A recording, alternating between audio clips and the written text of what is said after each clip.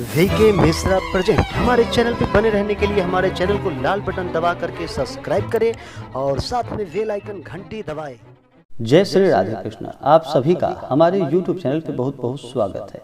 आइए आज जानते हैं भाद्रपद माह के कृष्ण पक्ष में पड़ने वाली एकादशी के व्रत, पूजन, शुभ मुहूर्त, पारण समय और कथा के बारे में। भाद्रपद माह के कृष्ण पक्ष में पड़ने वाली एकादशी को अजा एकादशी और जया एकादशी के नाम से भी जाना जाता है। एकादशी का व्रत सभी प्रकार के पापों को नष्ट करने वाला है तथा सभी प्रकार के सुख और समृद्धि को प्रदान करने वाला है। एकादशी का व्रत हर माह के कृष्ण पक्ष और शुक्ल पक्ष की एकादशी तिथि के दिन एकादशी का व्रत किया जाता है। हर वर्ष में 24 एकादशी का व्रत होता है। वहीं पे अगर अधिक मास हो, मलमास हो तो 26 एकादशी का 2 बढ़कर व्रत होता है। एकादशी का व्रत सभी प्रकार के पाप और ताप को नष्ट करने वाला होता है तथा सभी प्रकार के सुख और समृद्धि को प्रदान करने वाला होता है। जो भी जातक सच्ची श्रद्धा के साथ अजा एकादशी का व्रत करते हैं उन्हें सभी प्रकार के सुख और समृद्धि की प्राप्ति होती है। यह व्रत हर प्रकार के पापों को नष्ट करने वाला है और अंत समय में मोक्ष को प्रदान करने वाला है। मनुष्य के जीवन में तभी सुख समृद्धि आ पाती है जबकि मनुष्य के पास अपने पुण्यों का पलड़ा भारी हो। अजा एकादशी का जो भी जातक व्रत करते हैं, विधि विधान के साथ भगवान विष्णु का पूजन करते हैं, रात्रि जागरण करते हैं, उनके सभी पाप नष्ट हो जाते हैं।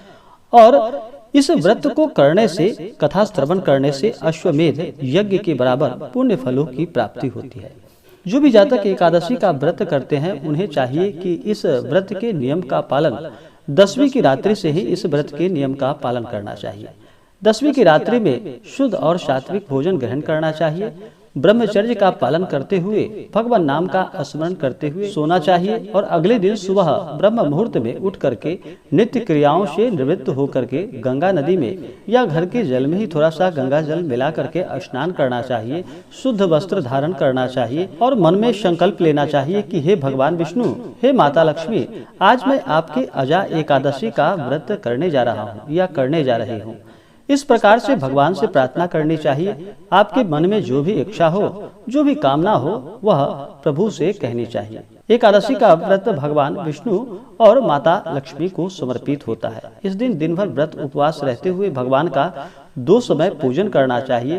पूजन के लिए एक स्वच्छ जगह ले, उस जगह को अच्छे से पवित्र करके वहाँ पे एक चौकी लगाए, उस पे पीला वस्त्र बिछा करके भगवान विष्णु और माता लक्ष्मी का फोटो या प्रतिमा रख करके पूरे विधि विधान के साथ पंचोपचार या षोडशोपचार पूजन विधि के द्वारा भगवान का पूजन करना चाहिए। किसी भी व्रत या पूजन में सबसे पहले भगवान गणेश का पूजन किया जाता है, तभी जाकर के वह कार्य संपन्न होता है। भगवान गणेश को प्रथम पूजनीय का स्थान प्राप्त है। भगवान गणेश का ही सबसे पहले किसी भी व्रत में पूजन किया जाता है। भगवान गणेश का पूजन कर ले, कलश अगर बिठा रहे हो तो कलश बिठा करके अच्छे प्रकार से कलश का पूजन करे, नवग्रह इंद्रायण दस्तिकपाल देवता का पूजन करे। उसके बाद भगवान विष्णु और माता लक्ष्मी का पूजन करे। भगवान विष्णु को सबसे पहले तो जल से उनका अभिषेक करे, उनके ऊपर पंचामृत चढ़ाएं, शुद्ध गंगा जल भगवान विष्णु को अर्पित करें। उसके बाद भगवान विष्णु को वस्त्र चढ़ाएं। पीला वस्त्र भगवान को अति प्रिय है। पीला या पीतांबरी वस्त्र भगवान विष्णु को चढ़ाए। उसके बाद भगवान को यज्ञोपवीत चढ़ाएं। भगवान विष्णु के ऊपर अक्षत नहीं चढ़ाया जाता है तो अक्षत की जगह भगवान को तिल चढ़ाएं। चंदन, पुष्प, पुष्पों की माला भगवान विष्णु को अर्पित करें। भगवान विष्णु को तुलसी पत्र अति प्रिय है तो भगवान विष्णु को तुलसी पत्र चढ़ाएं। लेकिन इस बात का ध्यान रखें कि तुलसी पत्र एकादशी तिथि के दिन नहीं तोड़ा जाता है, तो तुलसी एक दिन पहले ही तोड़ ले पूजन के लिए और फिर एकादशी के दिन भगवान विष्णु को अर्पित करे। उसके बाद भगवान को धूप और दीप दिखाए, अनेक प्रकार का नैवेद्य अपने श्रद्धा सामर्थ्य के अनुसार भगवान को अर्पित करे। द्रव्य दक्षिणा चढ़ाएं, पुंगी फल तांबूल अर्पित करे। इसके बाद माता लक्ष्मी का भी पूजन करे। माता लक्ष्मी को जल चढ़ाए, उन्हें पंचामृत चढ़ाएं, शुद्ध गंगा जल चढ़ाएं, उनको वस्त्र अर्पित करे, श्रृंगार की वस्तुएं माता को अर्पित करे। उसके बाद अक्षत, चंदन, पुष्प, पुष्पों की माला माता को अर्पित करे। महिलाएं माता को सिंदूर चढ़ाएं और पुरुष माता को चंदन चढ़ाएं। धूप और दीप दिखाएं, नैवेद्य अर्पित करे। उसके बाद द्रव्य और दक्षिणा चढ़ाएं, पुंगी फल तांबूल अर्पित करे। इसके बाद फिर अजा एकादशी व्रत का कथा श्रवण करे और फिर भगवान की आरती करे। इसी प्रकार से भगवान का पूजन करते हुए रात्रि में जागरण करना चाहिए। अगर जागरण करते हैं तो यह बहुत ही अनंत गुना पुण्य फलदायक होता है। रात्रि में जागरण करते हुए, भजन कीर्तन करते हुए, भगवान का स्मरण, कथा श्रवण करते हुए रात्रि समय व्यतीत करनी चाहिए। और अगले दिन जा करके फिर सुबह उठ करके स्नान करके शुद्ध वस्त्र धारण कर ले, भगवान का एक समय पूजन कर ले, भगवान की आरती करके फिर उसके बाद ब्राह्मणों को भोजन कराए, ब्राह्मणों को द्रव्य और दक्षिणा प्रदान करे, गरीबों को भोजन कराए। इससे अनंत गुना पुण्य फलों की प्राप्ति होती है। जो भी जातक एकादशी का व्रत करते हैं उन्हें चाहिए कि इस दिन शुद्ध और सात्विकता का पालन करें। एकादशी के दिन चावल ग्रहण नहीं किया जाता है। कहा जाता है जो भी व्यक्ति एकादशी के दिन चावल ग्रहण करते हैं उन्हें रेंगने वाले जीवों के रूप में जन्म लेना पड़ता है। तो एकादशी के दिन चावल ग्रहण ना करें। इस दिन तामसिक वस्तुओं का प्रयोग बिल्कुल भी ना करें। इस दिन मांस, मदिरा, लहसुन, प्याज आदि का प्रयोग बिल्कुल भी ना करें। शुद्ध और सात्विकता का पालन करें। एकादशी का व्रत जो भी करते हैं उन्हें चाहिए कि इस दिन बिल्कुल भी किसी के ऊपर क्रोध ना करे, अपने मन में किसी के प्रति ईर्ष्या या द्वेष का भाव ना लाएं, सदा ही धर्म कर्म का कार्य करें, महिलाओं का सदा ही सम्मान करें। कहा जाता है जिस घर में महिलाओं का सम्मान होता है वहां माता स्थिर लक्ष्मी का वास होता है। तो महिलाओं का सदा ही सम्मान करे, अपने से बड़ों का आदर सम्मान करे। इससे भगवान भी अति प्रसन्न होते हैं और मनोवांछित फलों को प्रदान करते हैं। तो आइए जानते हैं अजा एकादशी के शुभ मुहूर्त के बारे में। इस बार अजा एकादशी का व्रत 3 सितंबर 2021 दिन शुक्रवार को किया जा रहा है। एकादशी तिथि प्रारंभ समय 2 सितंबर 2021 दिन गुरुवार सुबह 6:24 और एकादशी तिथि की समाप्ति होगी 3 सितंबर 2021 दिन शुक्रवार सुबह 7:45। अजा एकादशी व्रत का पारण इस बार 4 सितंबर 2021 दिन शनिवार को अजा एकादशी व्रत का पारण किया जाएगा। पारण का समय सुबह 5:31 से सुबह 8:31 तक। इस बार अजा एकादशी व्रत का पारण कुष्मांड पारणम कुष्मांड से पारण किया जाएगा। तो आइए सुनते हैं अजा एकादशी की कथा। तो बोलिए प्रेम से भगवान विष्णु की जय, माता लक्ष्मी की जय। बहुत समय पहले की बात है कि एक बार अर्जुन ने भगवान श्री कृष्ण से कहा कि हे पुंडरीकाक्ष, मैंने श्रावण शुक्ल पक्ष एकादशी अर्थात पुत्रदा एकादशी का सविस्तार वर्णन सुना। अब आप कृपा करके मुझे भाद्रपद माह के कृष्ण पक्ष की एकादशी के विषय में भी बतलाइए। इस एकादशी का क्या नाम है तथा इसके व्रत का क्या विधान है? इसका व्रत करने से किस फल की प्राप्ति होती है? तो भगवान श्री कृष्ण कहने लगे कि हे कुंती पुत्र, भाद्रपद माह के कृष्ण पक्ष की एकादशी को अजा एकादशी के नाम से जाना जाता है। इसका व्रत करने से सभी पाप नष्ट हो जाते हैं और इस लोक और परलोक में मदद करने वाली इस एकादशी व्रत के समान संसार में दूसरा कोई और व्रत नहीं है।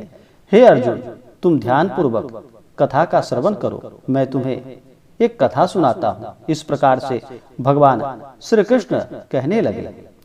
पौराणिक काल में भगवान श्री राम के वंश में अयोध्या नगरी में एक चक्रवर्ती राजा हरिश्चंद्र नाम के एक राजा हुए। राजा अपनी सत्यनिष्ठा और ईमानदारी के लिए प्रसिद्ध थे। एक बार देवताओं ने इनकी परीक्षा लेनी चाहिए और फिर राजा ने स्वप्न में देखा कि ऋषि विश्वामित्र को उन्होंने अपना सभी राजपाट दान कर दिया है और सुबह विश्वामित्र वास्तव में उसके द्वार पर आकर कहने लगे कि हे राजन, तुमने स्वप्न में मुझे अपना राज्य दान कर दिया है। राजा ने सत्यनिष्ठ व्रत का पालन करते हुए संपूर्ण राज्य विश्वामित्र को सौंप दिया।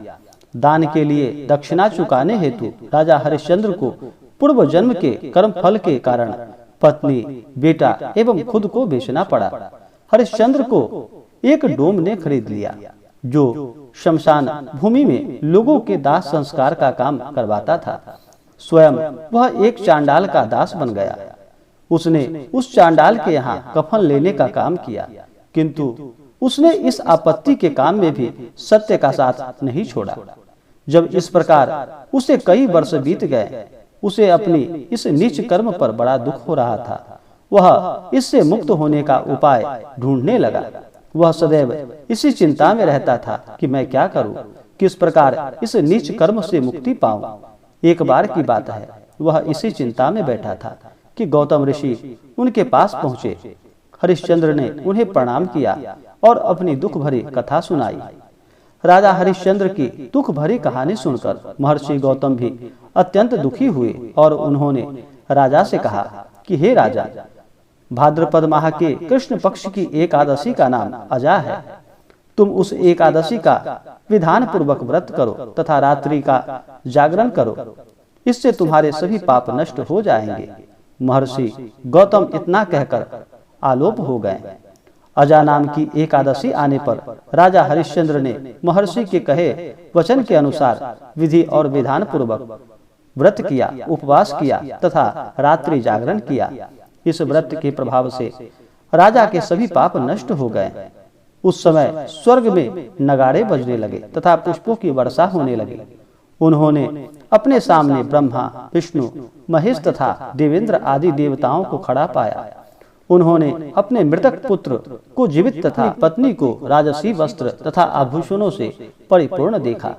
व्रत के प्रभाव से राजा को पुनः अपने राज्य की प्राप्ति हुई। वास्तव में एक ऋषि ने राजा की परीक्षा लेने के लिए यह सब कौतुक किया था, परंतु अजा एकादशी के व्रत के प्रभाव से ऋषि द्वारा रची गई सारी माया समाप्त हो गई और अंत समय में हरिश्चंद्र अपने परिवार सहित स्वर्गलोक को प्राप्त हुए। हे राजन, यह सब अजा एकादशी के व्रत का प्रभाव था।